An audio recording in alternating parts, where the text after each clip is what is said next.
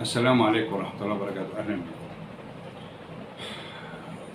في 10 نصائح كنت قريتهم وحبيت أقول لكم عشان تطور ذاتك، غير حياتك.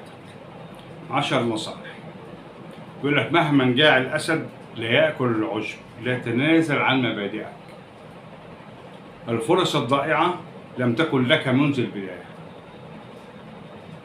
النجاح سره يكمن في العمل الجاد.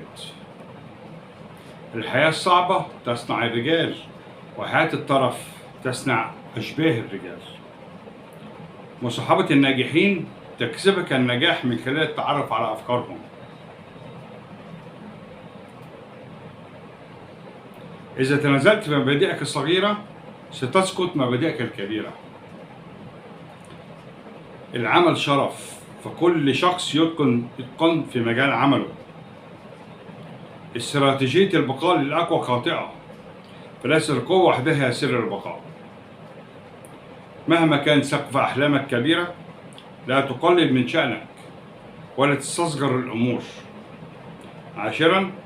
الحل الوحيد لكي لا يتكلم الناس عنك هو أن لا تعطي لهم الكثير من الاهتمام، واستقم كما أمرت.